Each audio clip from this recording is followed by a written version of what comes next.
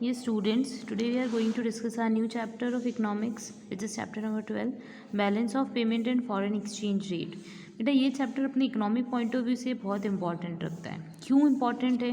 तो ये इसलिए क्योंकि इसके अंदर आप सीखेंगे कि हमारी जो कंट्री है उसकी बैलेंस शीट कैसे बनती है। सिंपल वर्ड्स में अपन ये समझें, जैसे आपने देखा है कि हमारी कंट्री बहुत सारे ट्रांजेक्शन्स करती है, इंटरनली भी, स्टेट के साथ भी, ठीक है, एक्सटर्नली भी ट्रांजेक्शन्स होते हैं। तो कैसे कोई कंट्री अपने बुक्स ऑफ अकाउंट्स को मेंटेन करती है, ठीक है, ये अपन पढ़ने वाले हैं। और फॉरेन एक्सचेंज से रिलेटेड तो बहुत ही इंटरेस्टिंग और अच्छा टॉपिक है।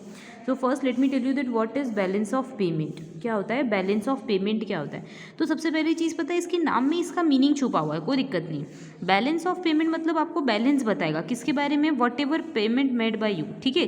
सो आपने जितना भी ट्रांजैक्शन किया है एक नेशन का दूसरे नेशन से, हमारा इंडिया है, इंडिया दूसरी कंट्रीज़ के साथ एक्सचेंज करता है, कुछ ना कुछ ट्रांजैक्शंस करता है रेस्ट ऑफ द वर्ल्ड के साथ। अपन अदर कंट्री को ये भी बोल सकते हैं फॉरेन कंट्री, ठीक है, या फिर दूसरी कंट्रीज़ के साथ जो भी आप ट्रांजैक्शंस करते हो, तो whatever would be the exchange would be known as your, या फिर whatever the place where you are going to record that, it would be the balance of payment. वो हो जाता है हमारे पास balance of payment. So simple we can say that the balance of payment of a nation consist of the payment made within a particular period of time between the resident of that country, यानी हमारी country के अंदर का जो लोग हैं या resident of the country, हमारी कंट्री के यहाँ के लोगों ने कुछ अगर एक्सचेंज किया या कंट्री ने एक्सचेंज किया at the residence of the foreign countries, और फॉरेन से हमारे पास एक्सचेंज हुआ है, हमारी कंट्री का दूसरी कंट्री के साथ कुछ एक्सचेंज हुआ है, ठीक है, तो it would be recorded under balance of payment. तो सिंपल वर्ड्स के अंदर अपन ये समझ सकते हैं। Statistically it is an itemized account of transactions involving receipt from foreigners, on the other hand the payment to foreigners। Simple सी बात है, अपन ने फॉरेनर से कितना रिसीव किया, अपन ने फॉरेनर्स को कितना पे किया, you have to mention that thing, ठीक है। नेक्स्ट इज दैट कि यहाँ पे भी दो साइड्स होती है, क्रेडिट साइड होती है, डेबिट साइड होती है। सो सबसे पहली चीज़, since the former related to the international income of a country they are called credit, and since the latter are related to the international outgo they are related to debit, यानी जिससे हमारे पास outgo हो रहा है वो चीज़ अपन लिखेंगे debit side पे और इनफ्लो वाली चीज़ लिखेंगे क्रेडिट साइड पे, ठीक है। तो balance of balance of payment क्या हो जाएगा, तो it would be a systematic record where you are going to write the transactions conducted by your country with rest of the world या फिर विद फॉरेन कंट्रीज, ठीक है। तो whatever would be the exchange form. So now let's discuss कि what are the resident and who are not the resident. Resident कौन होता है, कौन नॉन रेसिडेंट होता है? तो भी सिंपल वर्ड में रेसिडेंट क्या होता है, तो residents means an individual, it may be a firm, it may B government agencies of the country. जैसे हम इंडिया की बात करें तो इंडिया में आप हम लोग हैं तो हम लोग रेसिडेंट होते हैं। फर्म्स यानी कि कोई अगर ऑर्गेनाइजेशन है, जैसे रिलायंस की बात करें तो ये भी रेसिडेंट होगी, ठीक है, हमने बात ही करी थी। एंड गवर्नमेंट एजेंसीज जो भी है वो रेसिडेंट होती है, ठीक है। And who are not the residents, तो diplomatic staff, foreign military personnels, tourists, migratory workers. जैसे हमने लास्ट आपने पता है नेशनल इनकम पढ़ा था तो उसमें हमने ये चीज़ पढ़ रखी थी कि जो रेसिडेंट नहीं होते हैं, ठीक है, means the persons who are related to, जैसे कि कोई टूरिस्ट प्लेस को विजिट करने के लिए टूरिस्ट पर्पज से आए हैं, वो लोग रेसिडेंट नहीं होते हैं। कोई माइग्रेटरी वर्कर्स हैं, ठीक है, ब्रांच ऑफ फॉरेन कंपनीज अगर हमारी इंडिया में लोकेटेड है तो वो रेसिडेंट नहीं होते हैं। सिंपल सी चीज़। नेक्स्ट, व्हाट आर ट्रेड और कमर्शियल ट्रांजेक्शन्स। अब हमने बोला कि हम ट्रांजेक्शन्स को लिखने वाले, so which type of transactions, तो ट्रांजेक्शन्स में consist of visible item, it में related to invisible item, it में भी यूनिलेटरल ट्रांसफर और कैपिटल ट्रांसफर, चारों में से कुछ भी हो सकता है। सो विजिबल आइटम क्या होता है, तो visible item relates to all types of goods which we can physically see, ठीक है, ऐसे जिनका फिजिकल अपीयरेंस होता है, तो इससे रिलेटेड ट्रांजेक्शन्स जो होते हैं विजिबल नेचर के, तो अपन उनको क्या बोलते हैं, विजिबल आइटम्स। जो चीज़ हमको फिजिकली दिख रही है, गुड्स से रिलेटेड होता है, जनरली अपन ये बोल सकते हैं कि visible item relates to your goods. Next would be invisible. तो इनविजिबल में क्या होता है, तो आपको पता है कि इकोनॉमी में दो चीज़ का प्रोडक्शन होता है, देयर में भी गुड्स और देयर में भी सर्विसेज। तो if we talk about the services then it would be the part of invisible item. तो ये किसका पार्ट हो जाती है, इनविजिबल आइटम्स का पार्ट हो जाती है। So can we say that कि जैसे अगर हमने क्या कर रखा है, इनविजिबल आइटम में कभी बैंकिंग होता है, इंश्योरेंस होता है, शिपिंग से रिलेटेड है, तो ये सारी चीज़ें हम सर्विसेज जो प्रोवाइड कर रहे हैं, इंश्योरेंस प्रोवाइड करवा रहे हैं, तो वो दिख तो नहीं रहा ना, इंश्योरेंस के पैसे मिलते हैं बट इंश्योरेंस सेफ्टी होती है वो दिखती नहीं है, तो it would be invisible item. Next is unilateral transfer. अब यूनिलेटरल क्या होता है, तो यूनिलेटरल ट्रांसफर जो है ना, सिंपल आप शब्दों में ये समझिए कि it is single sided transfer. क्या बोल सकते हैं अपन इसको, सिंगल साइड ट्रांसफर बोल सकते हैं। It may be in form of gifts, gift की फॉर्म में हो सकता है, पर्सनल रेमिटेंस हो सकता है, they are call unilateral transfer, ठीक है, इनको अपन क्या बोलते हैं, unilateral transfer, one sided transfer होते हैं। Next would be capital transfer. तो कैपिटल ट्रांसफर क्या होते हैं, तो capital transfer are related to the capital receipt, means आपने कैपिटल रिसिप्ट करी, अब आप बजट वाला चैप्टर याद करिए, capital receipt means it may be in the form of borrowing, ये क्या हो सकती है, बोरोइंग की फॉर्म में, यानी आपकी लाइबिलिटी क्या हो रही है, इंक्रीज, या फिर आपके असेट्स क्या हो रहे हैं, डिक्रीज, ऐसा सॉर्ट होता है अगर इकोनॉमिक में, तो उसको अपन क्या बोलते हैं, कैपिटल रिसिप्ट, यस और नो। तो कैपिटल ट्रांसफर की फॉर्म में क्या आ सकती है, कैपिटल रिसिप्ट आ सकती है और कैपिटल पेमेंट हो सकती है, ठीक है। तो anything which increases your liability and decreases your assets would be your capital receipt, but इसका वाइस वर्सा जो हो जाएगा वो क्या हो जाएगा, capital payment, okay. Hope you got it. तो these 4 items are recorded in balance of payment, okay. अब अपन पढ़ेंगे बैलेंस ऑफ ट्रेड की बैलेंस ऑफ ट्रेड क्या होता है। तो सबसे पहले अपन फॉरेन एक्सचेंज का मीनिंग पढ़ते हैं, मीनिंग ऑफ फॉरेन एक्सचेंज। तो फॉरेन एक्सचेंज मीन्स कि the currency of your country would be exchange with respect to other countries currency. तो जब हमारी डोमेस्टिक कंट्री की जो करेंसी है वो दूसरी करेंसी के साथ एक्सचेंज हो सकती है, तो एक्सचेंज करने के लिए एक रेट डिसाइड करना पड़ता है, तो दैट पर्टिकुलर रेट भी फॉरेन एक्सचेंज रेट, उसको अपन क्या बोल सकते हैं, फॉरेन एक्सचेंज रेट बोल सकते हैं। जस्ट अज्यूम आपने इंडिया के रुपए हैं, उनको एक्सचेंज करना चाहते हो, 100 रुपये उनको आप डॉलर की फॉर्म में एक्सचेंज करना चाहते हो, तो आपको क्या करना पड़ेगा, एक रेट डिसाइड करना पड़ेगा। और रेट क्या होगा कि जैसे जस्ट अज्यूम $1 की वैल्यू है 70 रुपीज़, ठीक है, $1 की वैल्यू है 70 रुपीज़, तो it would be your exchange rate, क्या बोलेंगे उसको, एक्सचेंज रेट, जिसकी रिस्पेक्ट में हम अपनी करेंसी को दूसरी कंट्री से एक्सचेंज कर रहे हैं। अब उसका बैलेंस ऑफ ट्रेड का एक पार्ट होता है, बैलेंस ऑफ पेमेंट का एक पार्ट होता है balance of trade. Balance of trade क्या होता है, तो it shows you about the balance of your trade. अब ट्रेड बताओ, ट्रेड क्या होता है ये समझो। तो ट्रेड मीन्स हम बचपन से पढ़ते आ रहे हैं या 11th क्लास से पढ़ते आ रहे हैं कि it is in buying and selling of goods and services. जब हम गुड्स एंड सर्विसेज को बाय सेल करते हैं तो उसको अपन क्या बोलते हैं, ट्रेड। अब बाइंग एंड सेलिंग का ट्रेड का बैलेंस यानी कि it may B the balance of your export and your import. तो एक्सपोर्ट और इम्पोर्ट के डिफरेंस को ही अपन क्या बोलते हैं, बैलेंस ऑफ ट्रेड बोलते हैं, ठीक है। तो हम सिंपल वर्ड्स में इसकी डेफिनेशन रटेंगे नहीं, सिर्फ समझेंगे। बैलेंस ऑफ ट्रेड यानी कि it shows you about the balance of your trade, ठीक है। तो ट्रेड क्या होता है, माइंड में एकदम आना चाहिए, buying and selling. Buying and selling यानी या तो कंट्री इंपोर्ट करेगी या तो कंट्री एक्सपोर्ट करेगी, बाय कर रही है यानी इंपोर्ट, दे रही है यानी एक्सपोर्ट कर रही है। तो it shows you the difference between your export and your import, क्योंकि आप एक्सपोर्ट करोगे तो दूसरी कंट्री से करोगे, इंपोर्ट करोगे तो दूसरी कंट्री को करोगे, तो इंपोर्ट और एक्सपोर्ट के बीच का जो डिफरेंस होता है उसको अपन क्या बोलते हैं, बैलेंस ऑफ ट्रेड, ठीक है। अब आप सोचो कि इकोनॉमी के लिए क्या अच्छा है, एक्सपोर्ट ज़्यादा अच्छा होता है या इंपोर्ट ज़्यादा अच्छा होता है। सिंपल सी बात, हमारी कंट्री में एक्सपोर्ट ज़्यादा होना चाहिए। एक्सपोर्ट होगा तो फॉरेन करेंसी आएगी, फॉरेन करेंसी आएगी, इन्वेस्टमेंट आएगा और बेनिफिट्स होंगे, ठीक है।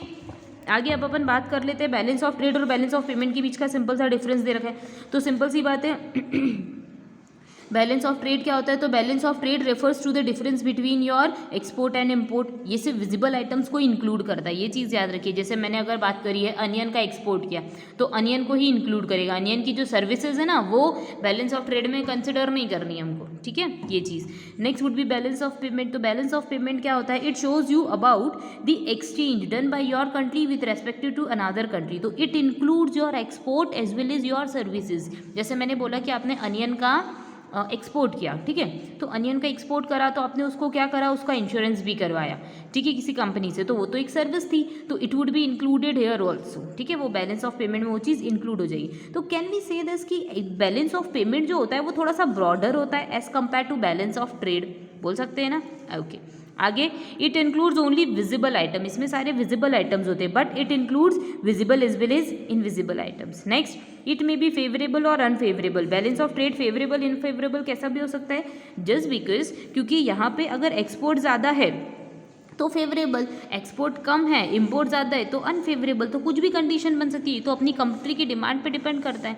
Next would B it is always balance. तो बैलेंस ऑफ पेमेंट जो होता है वो हमेशा बैलेंस होता है। अब मैं आपको इसका रीज़न बताऊंगी क्यों, क्योंकि बैलेंस ऑफ ट्रेड भी इसमें इंक्लूडेड होता है, फिर उसके बाद फॉरेन एक्सचेंज भी इंक्लूडेड होता है, इसलिए ये हमेशा क्या हो जाता है, बैलेंस्ड हो जाता है। क्या हो जाता है, बैलेंस्ड। नेक्स्ट नैरो वाइडर, तो मैं बता चुकी हूँ कि ये पार्ट होता है बैलेंस ऑफ पेमेंट का, बैलेंस ऑफ ट्रेड। तो it is narrow in concept and it is wider in concept. Effect अपन बोल सकते हैं that if balance of trade is not favourable, अगर बैलेंस ऑफ ट्रेड फेवरेबल नहीं होता, it is not of great concern, मतलब कोई दिक्कत नहीं अगर बैलेंस ऑफ ट्रेड फेवरेबल नहीं है तो लेके आ सकते हैं।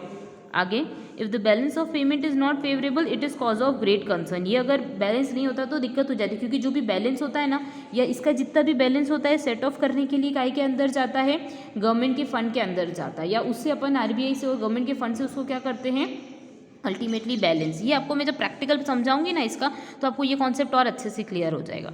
होप यू गॉट इट, ये चीज़ आपको समझ में आई होगी। अब अपन पढ़ते हैं components of balance of payment account. अब आपको समझ में आएगा बैलेंस ऑफ पेमेंट होता क्या है। तो balance of payment shows you about the information of your exchange done by your country with respect to another country.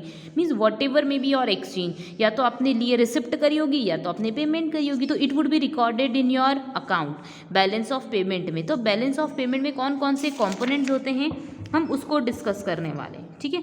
एक मिनट, कंपोनेंट जो है मैं आपको बेसिकली बताती हूँ। देखो सबसे पहले अपन ये जो है ये पॉइंट ये पढ़ लेते हैं, बहुत इंपॉर्टेंट और अच्छा पॉइंट है। A country's balance of payment is a way of listing international receipts and payments. Simply can we say this? Yes. It follows the concept of double entry system, यानी कि यहाँ पे डबल एंट्री का system अपना accounts वाला follow हो जाता है। A country's external balance of payment distinguish between the item on the current and capital account. Means whatever would be your item, you have to classify into two category. One would be your capital account, next would be your current account. अब बेटा ये मत सोचना कि जैसे हमने partnership में capital और करंट बनाए थे वैसे होंगे, नहीं, वैसा नहीं होता है, इसमें थोड़ा सा चेंज होता है। मैं आपको एक पेन निकालती हूँ, यस, ठीक है। तो अब अपन को ये देखना है कि इसमें कितने पार्ट होते हैं, दो पार्ट्स होते हैं, एक capital account and next would be your current account. ये दोनों चीज़ें आपको ध्यान रखनी है। आगे हमको क्या बोल रहे हैं, तो in current accounts are include the export and imports of all goods and services. तो करंट अकाउंट्स का कंपोनेंट क्या बन जाएगा, all export and all imports, interest, dividends, payments, ठीक है, अपने यूनिलेटरल या प्राइवेट गिफ्ट्स ट्रांसफर करें तो वो सब चीज़ें। आगे कैपिटल अकाउंट को अगर अपन सब डिवाइडेड करते तो इट इज सब divided into short term and long term capital transfer list of import and export, यानी it's related to your import and export of capital goods, ठीक है। ये कैपिटल गुड्स के इंपोर्ट एक्सपोर्ट से related होता है, ठीक है। ये चीज़ आप लोग समझ गए होंगे, ठीक है। अब अपन स्टूडेंट जैसे आप देख लीजिए कि यहाँ पे बैलेंस ऑफ पेमेंट का एक फॉर्मेट दे रखा है, प्रोफॉर्मा दे रखा है, जिसमें क्रेडिट साइड है, डेबिट साइड है। तो हमेशा याद रखिए एक रिसिप्ट है और एक पेमेंट है। एक्सपोर्ट ऑफ गुड्स, तो आप सिंपल सी बात याद रखिए कि एक्सपोर्ट करेंगे तो आपको फॉरेन करेंसी मिलने वाली है, तो it would be recorded on your credit side, और ये रिकॉर्ड होता है डेबिट साइड पे। इम्पोर्ट होता है तो वो कहाँ पे लिखेंगे, डेबिट साइड पे, ठीक है। Next would B receive from services render, जो भी आपने सर्विसेज रेंडर कर रखी है, कोई सी भी बैंकिंग सर्विसेज होती है, टेक्निकल सर्विसेज होती है, एजुकेशनल, अदर जितनी भी सर्विसेज है उन सब के बारे में हमको लिखना है। तो अगर वो सर्विसेज जो है मीन्स इट इंक्लूड्स योर सबसे पहले देखो ऐसे एक्सपोर्ट ऑफ गुड्स, यानी कि हमने विजिबल आइटम को कंसिडर कर लिया।